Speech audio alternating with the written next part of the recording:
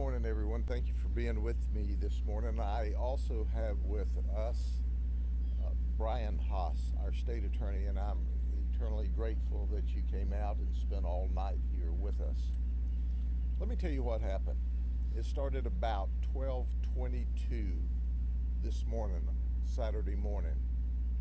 We've had burglaries of vehicles where people haven't locked their doors and people are flipping handles. We also recently had some burglaries at a concession stand at the Hunt Fountain Park off Duff Road in North Lakeland, which is where we are. So we had deputies assigned to the area as a hot spot, and Deputy Conover did exactly what she was supposed to be doing, checking out suspicious vehicles. The county park closes at 10 p.m. and she noticed a white vehicle here and pulled up behind it. As she approached the vehicle, she saw that there was a male in the car and he rolled the window down a small amount, and she was trying to talk to him and ask him why he was in the park, and he wouldn't cooperate. She asked him to get out of the car and he wouldn't get out of the car. Now understand, at this point he's resisting a law enforcement officer in the performance of their duty. He's also violating a county ordinance. She retreats to her vehicle and she asks for additional backup because he is resisting her. At that time, among other deputies, Lieutenant Chad Anderson arrives and Deputy Sheriff Craig Smith. There are a total of 4 deputies and 2 trainees which are going through orientation and beginning the process to be full deputies next Monday that was working tonight. So they once again told him to get out of the vehicle. Little did they realize at that moment in time that this was a sovereign citizen. He was Moorish, and Moorish sovereign citizens are known to believe that federal law, state law, local law does not apply to them. They are known to resist law enforcement, and there is a history where they shoot police officers. So they started trying to take our suspect out of the vehicle when he produced a gun and started shooting. Lieutenant Chad Anderson was shot once in the arm and it went through and into his chest. Our Deputy Craig Smith has 4 gunshot wounds. They went down immediately. Lieutenant Anderson got some rounds off. The backup deputies shot a lot, and we don't know how much yet. We're in the initial stages of crime scene investigations, and we can report that to you later. But we killed the suspect. We killed him graveyard dead, and we killed him dead in a gunfight, a firefight with our deputies who had no idea they were dealing with anyone other than someone being in the park after the park closed, being suspicious, and resisting our efforts to identify why they were in the area.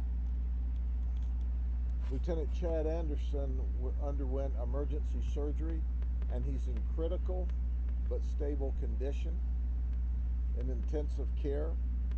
Craig Smith currently is stable and in the intensive care unit, and we have deputies assigned to them.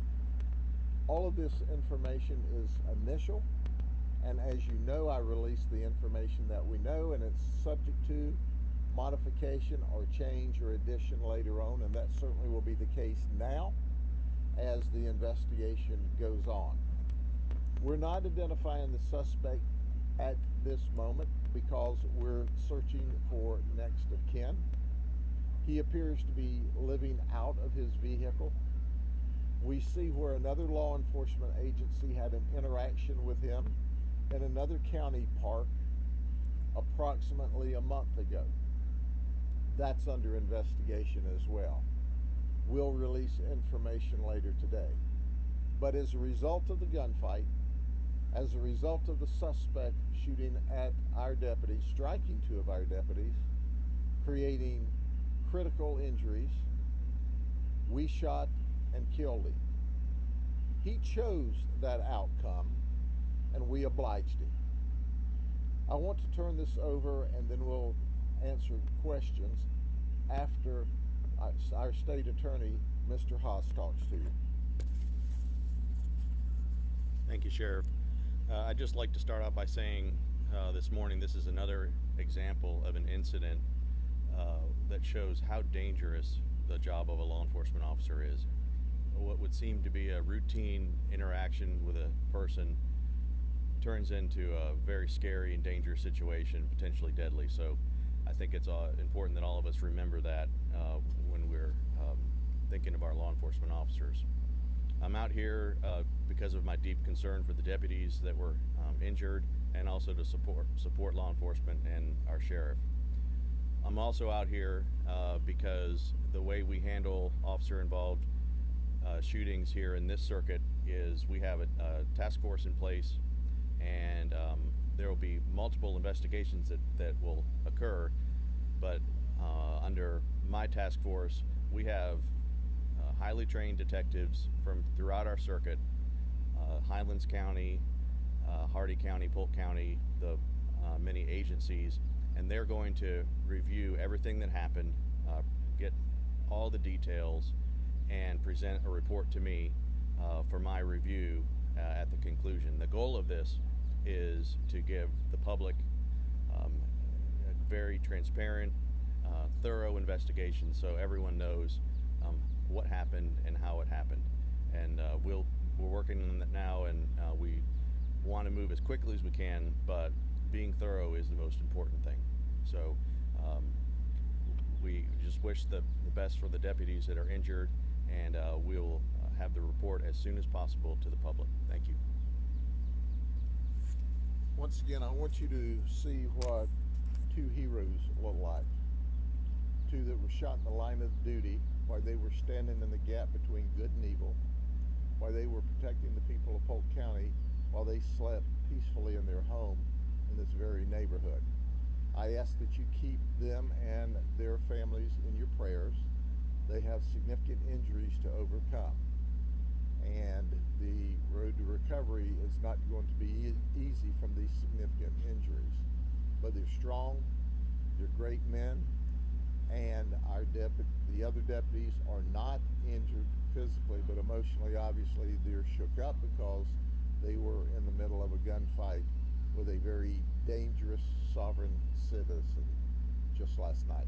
Any questions? Sheriff, in terms of the way the four deputies responded here on scene, as best you can tell, did any of these deputies do anything that you wouldn't have done if you were out here? No, these deputies responded I've listened to the radio traffic, and the first deputy, when she met resistance, she only had a trainee with her, and you don't want to get into a conflict situation if you can avoid it by yourself. She called for assistance. Other deputies responded. Supervision responded in an effort to resolve the event peacefully. And quite frankly, when we started trying to take him out of the vehicle started moving. He was leaving, and that's when the shots rang out. That's when our folks were immediately shot down, and that's what happened. Craig Smith and Chad Anderson were standing at the door close together, and they were immediately shot and went down. We know that Chad Anderson got off some rounds. We don't believe that Deputy Smith did, because he was shot all through the right arm. He had 4 gunshot wounds in his right arm. And the backup deputies, which were there, we never expected conflict. We thought, once again, it's not uncommon for people just to resist. And we thought, well, we'll have to pull them out of the car, put them in handcuffs, and ultimately take them to jail. And then in that instance, the blink of the eye, they're in a gunfight for their lives. The term sovereign citizen, there's a risk that some in the public will hear that, in my opinion, will hear that and think it sounds sort of frontierish, and there's some potential to glorify the person who goes by that kind of a term. Can you just describe this person's behavior tonight and how we do live in a society of laws, and you can't just go around and say that's not for me? Certainly, all the indications we see, he is a sovereign citizen identifying with the Moorish philosophy, which simply means they resist government, they don't believe in government, they don't think the laws apply to them, and they can do what they want when they want. And that's what we see here tonight that occurred. We still have a lot of work to do in this instance, but they're known to be violent and to shoot police officers. Now, there's a lot of Moorish sovereign citizens that aren't violent. They're peaceful in the sense, but they file lawsuits and papers against government officials. But being physically violent, they're not. But there's a percentage of them, and we ran into one last night that was very violent. Now, we make arrests frequently on sovereign citizens. We never publish the fact that we've made an arrest on a sovereign citizen because we don't want to market for them. But when they try to shoot and kill my deputies, it's important to understand who we're dealing with here, and it's important for the community to understand who we're dealing with. And we see every indication, from his dress last night to his ideology, to that it all is 100% four square into this sovereign citizen ideology. And he was dangerous, and he proved to be dangerous last night. The only possible clue that they could have had, it's not uncommon when you stop people who want to resist, they roll the window down a small amount and talk to you through the window, but won't roll their window down and communicate. And he resisted every effort last night. So at the end of the day, we have a picture of the firearm that he shot the deputies with. I've asked them to bring that out. This is a Springfield 9mm XD, and this is the firearm he used to shoot my deputies last night. So he asked for a gunfight. We gave him a gunfight, and he'll never be in another gunfight again because he's dead, like he asked for, and we obliged him. Did the trainees have any involvement at all? Or? The trainees, simply put, once they finish the academy, they take the state exam. They go on the payroll, and then they ride with the deputies in a non-training position until hire date. The official hire date's next Monday. But this week, because they'd finished the academy, they had finished their state exams, they were simply riding along. So the two of them were involved in an event last night like they may never be involved in again if they spend, and we pray that they're not, a 30-year career doing this. But let me underscore what our state attorney said. This job is not dangerous until it's dangerous, and then it's dangerous like that, and we never know when that second's going to be. For example, Lieutenant Anderson, which was a former SWAT member, has been with us almost 26 years and has never been in this kind of a shootout before. Chad Anderson. Craig Smith has been with us 11 years, almost 12 years, 11 years, 10 months. And it went from an interaction that at most, being in a park after 10 o'clock at night might have gotten you a warning or a civil notice. And I asked to move along because we've had problems in the area, and for you to sleep here tonight would put you at risk. So they were here not only checking out the suspiciousness of him, but they were trying to protect him in the event some of the burglars that we have been chasing around here in this area could have approached him. And he escalated it into a gunfight, and we gave him a gunfight.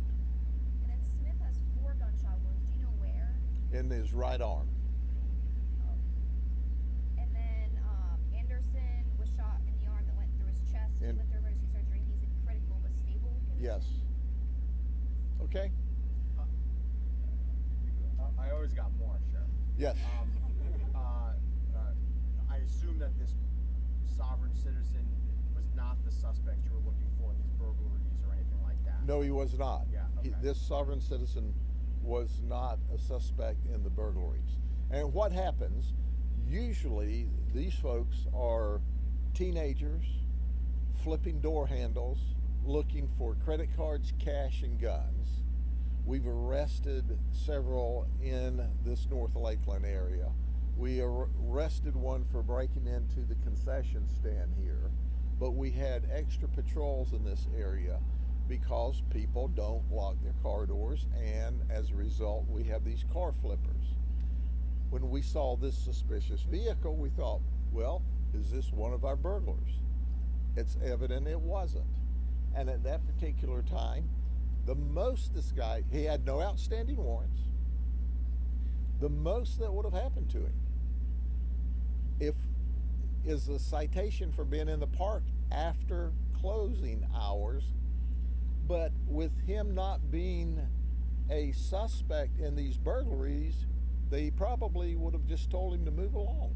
Are there other of these sovereign citizens around in this area? There's sovereign citizens in every county in this nation. And is this particular one known to you guys? No.